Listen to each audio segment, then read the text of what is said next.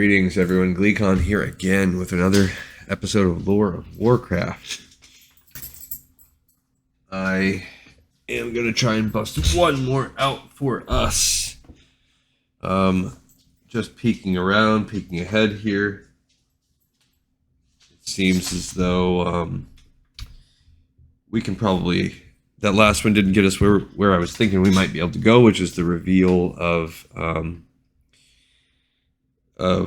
Medivh as the Guardian to Khadgar. So we're going to read one more. This one's called Aegwynn and Sargeras. To me, that seems like it's going to be another vision that takes us into the past, because we know Aegwynn and Sargeras, that's an old story. So I'm thinking we'll be safe if we read this one as well. So stay a while and listen to Chapter 6. All right, here we go. Medivh was gone a week, all told, and it was a week well spent for Khadgar. He installed himself in the library and had Moros bring his meals there. On more than one occasion, he did not even reach his quarters in the evening, rather spending the time sleeping on the great library tables themselves. Ultimately, he was searching for visions. His own correspondence went unanswered as he plumbed the ancient tomes and grimoires on questions about time, light, and magic. His early reports had drawn quick responses from the mages of the Violet Citadel. Guzba wanted a transcription of the epic poem of Aegwynn. Lady Delph declared that she recognized none of the titles he sent her. Could he send them again, this time with the first paragraph of each so she knew what they were? And Alonda was adamant that there had to be a fifth breed of troll, and that Khadgar had obviously not found the proper bestiaries. The young man was delighted to leave their demands unanswered as he sought out a way of taming the visions. The key to his incantation, it seemed, would be a simple spell of far-seeing, a divination that granted sight of distant objects and far-off locations. A book of priestly magic had described it as an incantation of holy vision, yet it worked as well for Khadgar as it did for their clerics, and that would be like Warcraft and Warcraft 2, cleric holy vision. That's more of a shaman spell now. Clerics, I don't think, have that spell in World of Warcraft. While the priestly spell functioned over space, perhaps with modification, it could function over time. Khadgar reasoned that this would normally be impossible given the flow of time in a determinate clockwork universe. But we've just talked about how that's not how time has to be. But it seemed that within the walls of Karazhan, at least, time was an hourglass, and identifying bits of disjointed time was more likely. And once one hooked into one grain of time, it would be easier to move that grain to another. If others attempted this within the walls of Medivh's tower, then there was no clue within the library, unless it was within the most heavily guarded or unreadable of the tomes located on the iron balcony. Curiously, the notes of Medivh's own hand were uninterested in the visions, which seemed to dominate other notes from other visitors. Did Medivh keep that information in another location, or was he truly more interested in matters beyond the walls of the Citadel than the activities within it? Refitting a spell for a new activity was not as simple as changing an incantation here, altering a motion there. It required a deep and precise understanding of how divination worked, of what it revealed, and how. When a hand motion changes, or the type of incense used is deleted, the result is most likely complete failure, where the energies are dissipated harmlessly. Occasionally, the energies may go wild and out of control, but usually the only result of a failed spell is a frustrated spellcaster. In his studies, Khadgar had discovered that if a spell fails in a spectacular fashion, it indicates that the failed spell is very close to the final intended spell. The magics are trying to close the gap to make things happen, though not always with the results intended by the caster. Of course, sometimes these failed magic users did not survive the experience. During the process, Khadgar was afraid that Medivh would return at any time, wafting back into the library looking for the well-read epic poem or some other bit of trivia. Would he tell his master what he was trying, and if he did, would Medivh encourage him or forbid him from trying to find out? After 5 days, Khadgar felt he had the spell-making complete. The framework remained that of the far-seeing, but it was now empowered with a random factor to allow it to reach through and search out the discontinuities that seemed to exist within the tower. These bits of misplaced time would be a little brighter, a little hotter, or simply a little odder than the immediate surroundings, and as such, attract the full force of the spell itself.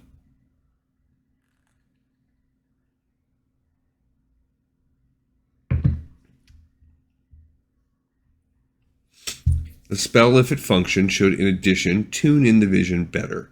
This would collect the sounds at the other end and remove the distortion, concentrating them in the same fashion as an elderly person cupping a hand to the ear to hear better. It would not work for sounds beyond the central location as well, but should clarify what individuals were saying in addition to what the caster was seeing. The evening of the 5th day, Khadgar had completed his calculations, the neat rows and orders of power and casting laid out in a simple script. Should something go horribly wrong, at least Medivh would figure out what had happened. Medivh, of course, kept a fully equipped pantry of spell components, including a larder of aromatic and thaumaturgic herbs, and a lapidarium of crushed semi-precious stones. Of these, Khadgar chose amethyst to lay out his magical circle in the library itself, crisscrossing it with runes of powered rose quartz. I think powdered is what it's supposed to say. He reviewed the words of power, most of them known to the young mage before he left Dalaran, and worked through the motions, almost all of them original. Dressed in conjuration robes, more for luck than effect, he stepped within the casting circle. Khadgar let his mind settle and become calm. This was no quickly cast battle spell or some offhand cantrip. Rather, this was a deep and powerful spell, one that, if within the Violet Citadel, would set off the warning abjurations of other mages and bring them flying to him. He took a deep breath and began to cast. Within his mind, the spell began to form, a warm, hot ball of energy. He could feel it congeal within him as rainbow ripples moved across the surface. This was the core of the spell, usually quickly dispatched to alter the real world as its caster saw fit.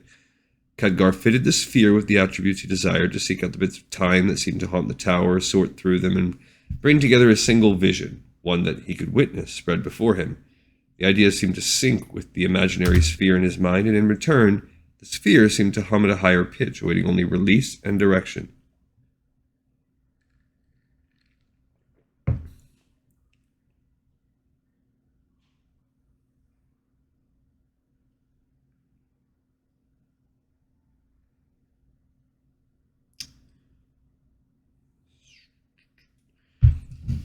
"Bring me a vision," said the young mage. "Bring me a vision of the young Medivh." The sound of an egg imploding. What sound does that make? The magic was gone from his mind, seeping into the real world to carry out his bidding. There was a rush of air, and as Khadgar looked around, the library began to transform as it had before, the vision moving slowly into his space and time. Only when it suddenly got colder did Khadgar realize he had called up the wrong vision. It moved through the library suddenly, a cold draft as if someone had left a window open. The breeze went from a draft to a chill to an arctic blast, and despite his own knowledge that it was merely an illusion, Khadgar shivered to his core. The walls of the library fell away as the vision took hold with an expanse of white. The chill wind curled around the books and manuscripts and left a blanket of snow as it passed, thick and hard. Tables, shelves, and chairs were obscured and then eliminated with the swirls of thick, heavy flakes. Khadgar was on a hillside, his feet disappearing at his knees into a bank of snow, but leaving no mark. He was a ghost within this vision. Still his breath frosted and curled upward as he looked around him. To his right was a copse of trees, dark evergreens loaded down by the passing snowstorm. Far to his left was a great white cliff. Khadgar thought it some chalky substance and then realized that it was ice, as if someone had taken a frozen river and uprooted it. The ice river was as tall as some of the mountains on Dalaran, and small dark shapes moved above it. Hawks or eagles, though they would have to be of immense size if they were truly near the icy cliffs. Ahead of him was a vale, and moving up the vale was an army. The army melted the snow as it passed, leaving a smudged mark of black behind it like a slug's trail. The members of the army were dressed in red, wearing great horned helms and long, high-backed black cloaks. They were hunters, for they wore all manner of weapons.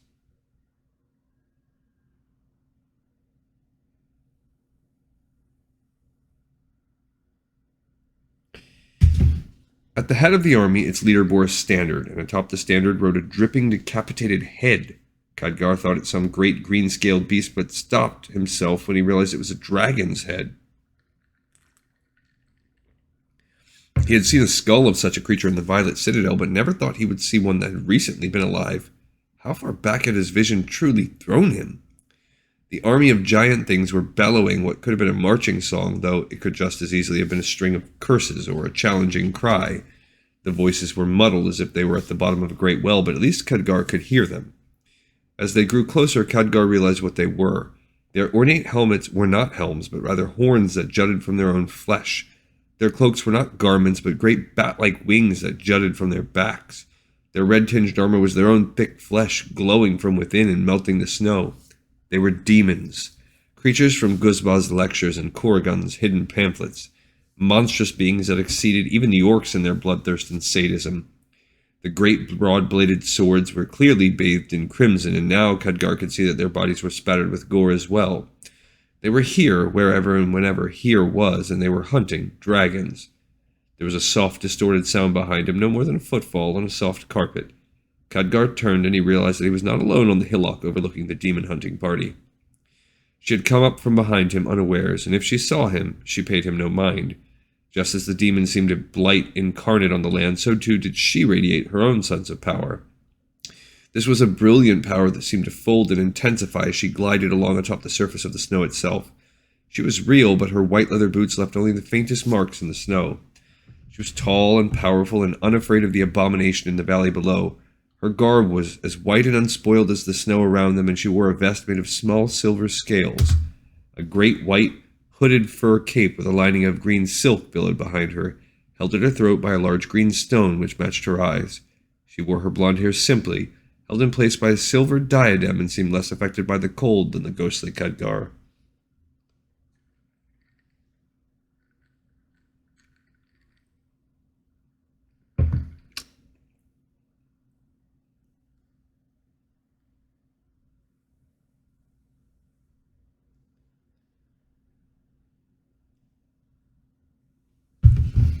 Yet it was her eyes that held his attention. Green as summer frost, green as polished jade, green as the ocean after a storm. Khadgar recognized those eyes, for he had felt the penetrating gaze of similar eyes, but from her son. This was Aegwynn, Medivh's mother, the powerful, near-immortal mage that was so old as to become a legend.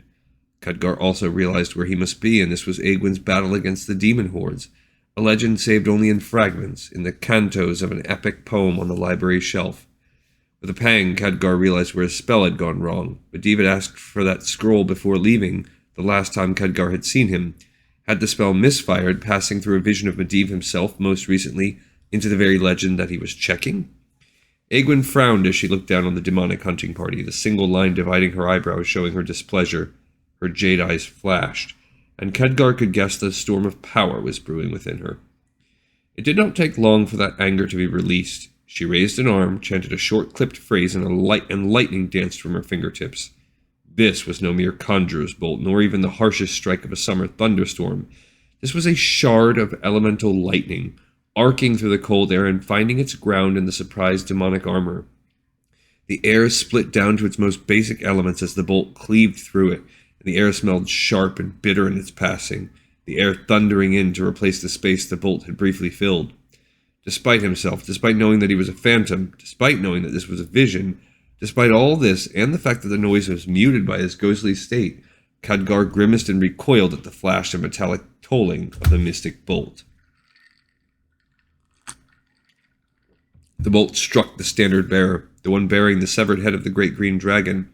It immolated the demon where he stood, and those around it were blasted from their feet, falling like hot coals in the snow. Some did not rise again. But the majority of the hunting party were outside the spell's effect, whether by accident or design. The demons, each one larger than 10 men, recoiled in shock, but that lasted only a moment. The largest of them bellowed something in a language that sounded like broken metal bells, and half of the demons took wing, charging Aegwynn's and Khadgar's position. The other half pulled out heavy bows of black oak and iron arrows.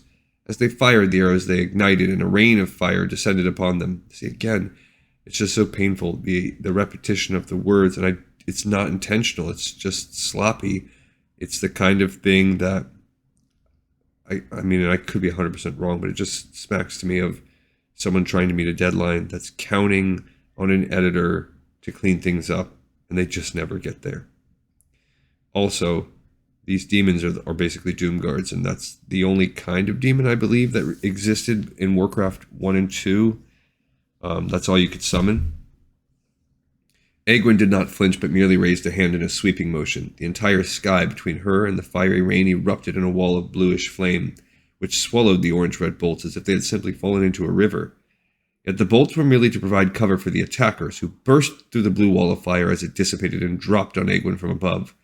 There had to be at least 20 of them, each a giant, darkening the skies with their huge wings. Khadgar looked at Aegwynn and saw that she was smiling. It was a knowing, self-confident smile, and one that the young mage had seen on Medivh's face when they had fought the orcs. She was more than confident. Khadgar looked down the valley to where the archers had been. They had abandoned their useless missiles, but now were gathered together, chanting in a low, buzzing tone. The air warped around them, and a hole appeared in reality, a dark malignancy against the pristine white, and from that hole dropped more demons, creatures of every description, with the heads of animals, with flaming eyes, with wings of bats and insects and great scavenging birds. These demons joined the choir, and the rift opened farther, sucking more and more of the spawn of the twisting nether into the cold northern air. Aegwynn paid the chanters and reinforcements no mind, but rather coolly concentrated on those dropping on her from above. She passed her hand, palm up. Half of those that flew were turned to glass, and all of them were knocked from the sky. Those that had been turned to crystal shattered where they struck with discordant chords. Those that were still living landed with a heavy thump and rose again, their ichor-splattered weapons drawn. There were 10 left. Aegwynn placed her left fist against her upright right palm, and 4 of the survivors melted, their ruddy flesh melting off the bones as they slumped into the snowbanks. They screamed until their decaying throats filled with their own desiccated flesh. There were 6 left. Aegwynn clutched at the air, and 3 more demons exploded as their interiors turned into insects and ripped them from the inside out. They didn't even have time to scream as their forms were replaced by swarms of gnats, bees, and wasps which boiled out toward the forests. There were 3 left.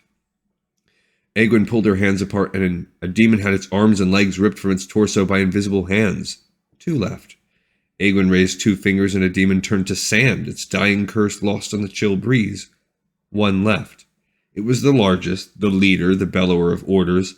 At close range, Khadgar could see that its bare chest was a pattern of scars, and one eye socket was empty. The other burned with hate. It did not attack, neither did Aegwynn.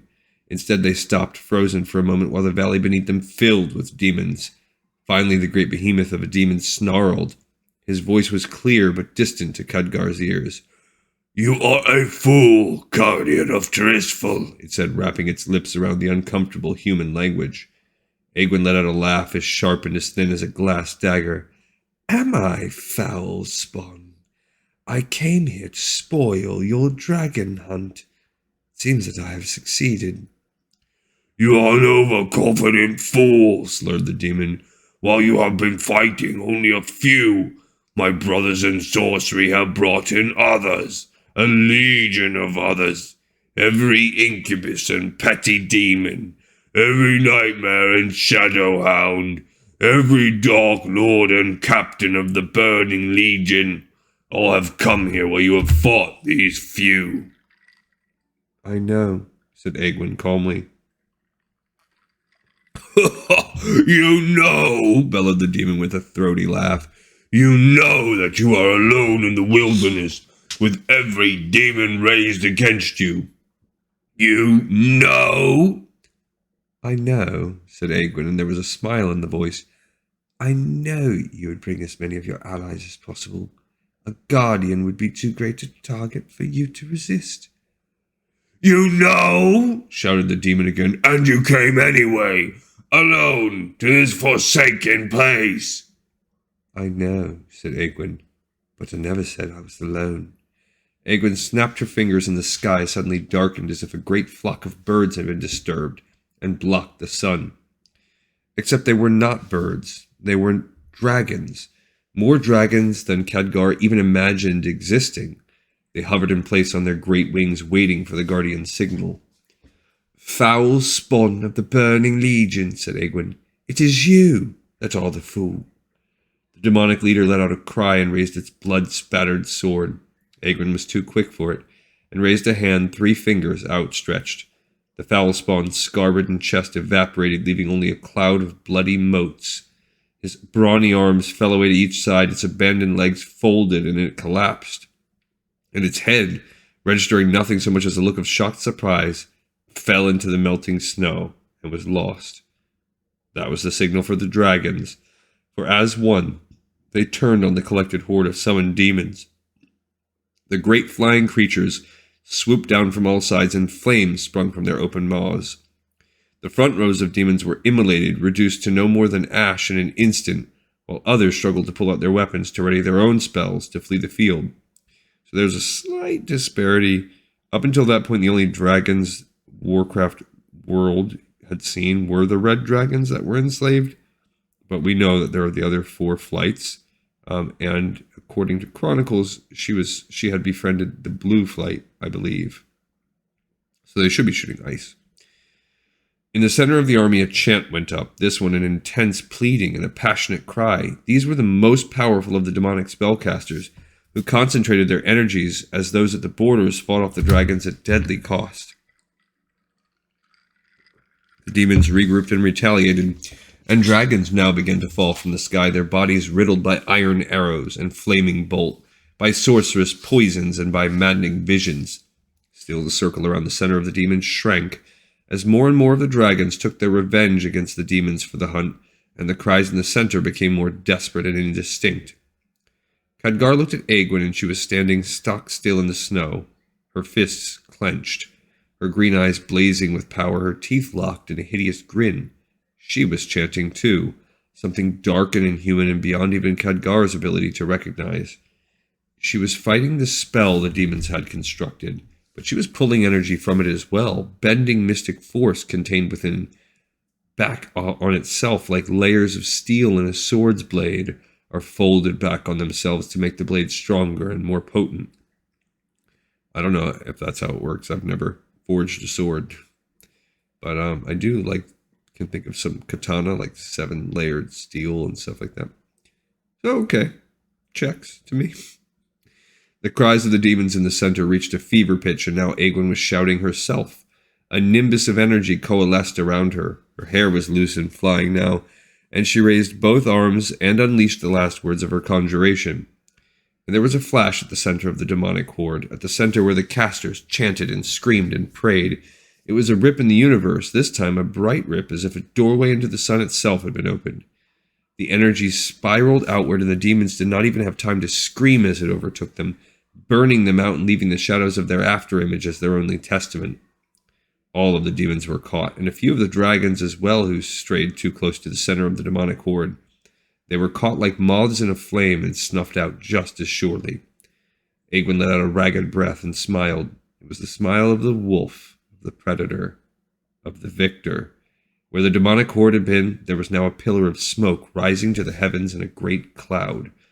But as Khadgar watched, the cloud flattened and gathered in on itself, growing darker and more intense like the anvil of a thunderhead. Yet in redoubling itself, it grew stronger, and its heart grew blacker, verging on shades of purple and ebony. And from out of the darkened cloud, Khadgar saw a god emerge. It was a titanic figure, larger than any giant of myth, greater than any dragon.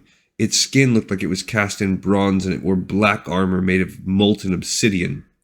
Its great beard and wild hair were made of living flames, and huge horns jutted from above its dark brow. Its eyes were the color of the infinite abyss. It strode out of the dark cloud, and the earth shook where its feet fell. It carried a huge spear engraved with runes that dripped burning blood, and it had a long tail ending in a fireball. What dragons were left fled the field, heading for the dark forest and the distant cliffs. Khadgar could not blame them. As much power as Medivh held within him, as much great power that his mother now showed, it was like 2 small candles compared to the raw power of this lord of the demons. Sargeras, hissed Aegwynn. Guardian, thundered the great demon in a voice as deep as the ocean itself. Sorry guys, my voice can't go that deep. In the distance, the ice cliffs collapsed rather than echo this hellish voice. The guardian pulled herself up to her full height, brushed back a stray blonde hair, and said, I have broken your toys. You are finished here. Flee, while you still have your life. Khadgar looked at the guardian as if she had lost her mind. Even to his eyes, she was exhausted from her experience, almost as empty as Khadgar had been against the orcs. Surely this titanic demon could see through the ruse. The epic poem spoke of Aegwynn's victory. Was he about to witness her death instead? Sargeras did not laugh, but his voice rolled across the land, pressing down on Khadgar nonetheless. "The time of Tirisful is about to end," said the demon. "This world will soon bow before the onslaught of the Legion." "Not as long as there is a guardian," said Aegwynn. "Not as long as I live, or those who come after me." Her fingers curled slightly, and Khadgar could see that she was summoning power within herself, gathering her wits, her will, and her energy into one great assault. Despite himself, Khadgar took a step back, then another, then a third. If his elder self could see him in the vision, if young Medivh could see him, could not these two great powers, mage and monster, see him as well?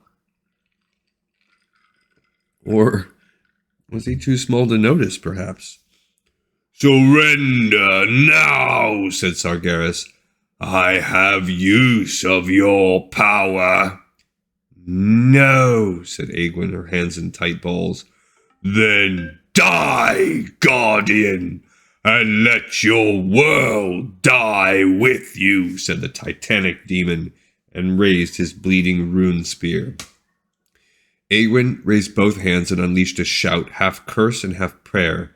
A flaming rainbow of colors unseen on this world erupted from her palms, snaking upward like a sentient strike of lightning. It struck like a dagger thrust in the center of Sargeras' chest.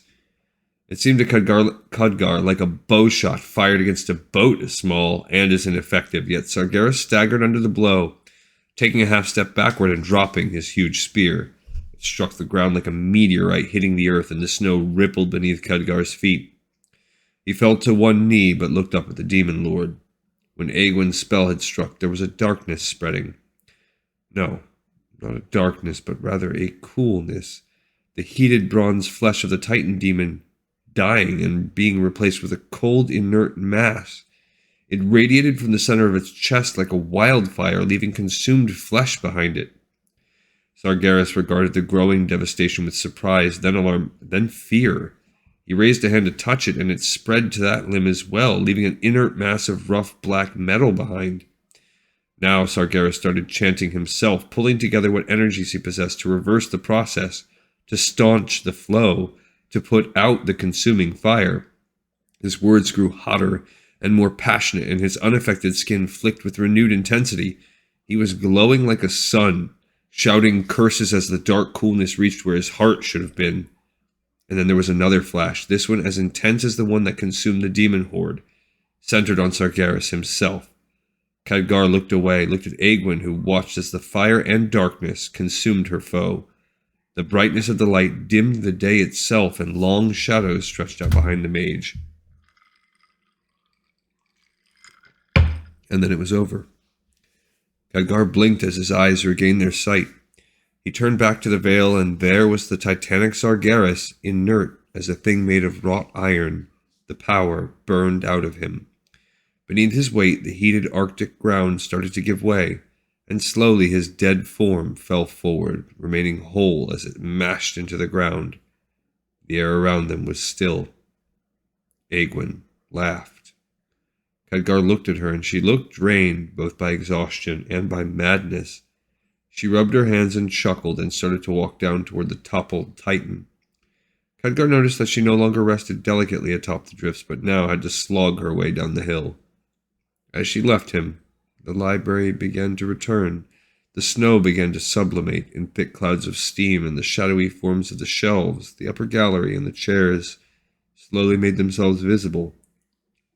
Khadgar turned slightly, back toward where the table should have been, and everything was back to normal. The library reasserted its reality with a firm suddenness. Khadgar let out a chill breath and rubbed his skin. Cool, but not cold.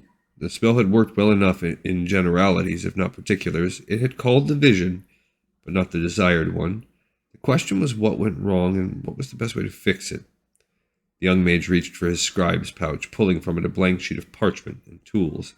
He fitted a metal nub to the end of his stylus, melted some of the octopus ink in a bowl, and quickly began to note everything that happened. How he cast the initial spell, to Aegwynn sinking deeper in the snow as she walked away. He was still working an hour later when there was a cadaverous cough at the doorway.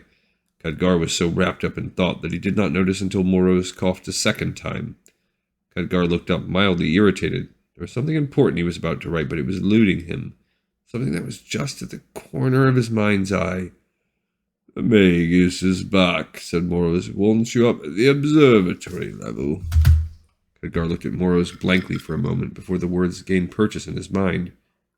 "Medivh's back?" he managed at last. "That's what I said," groaned Moros, each word given grudgingly. "You're to fly to Stormwind with him." "Stormwind? Me?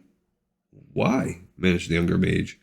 "You're the apprentice, that's why," scowled Moros. "Observatory, top level. I've summoned the griffins." Khadgar looked at his work, line upon line of neat handwriting, delving into every detail. There was something else that he was thinking about. Instead, he said, yes, let me gather my things up. Finish this." "Take your time," said the Castellan. "It's only the Magus that wants you to fly with him to Stormwind Castle. Nothing important." Moros faded back into the hallway. "Top level," came his disembodied voice almost as an afterthought. Stormwind, thought Khadgar. King Lane's castle. What would be important enough for him to have to go there? Perhaps a report of the orcs? Khadgar looked at his writing. With the news that Medivh was back and that they would leave soon, his thoughts were disrupted. Now his mind was on the new task. He looked at the last words he wrote on the parchment. "Aegwynn has 2 shadows," it said. Khadgar shook his head. Whatever course his mind was following was gone now. He carefully blotted the excess ink to make sure it did not smear and set the pages aside.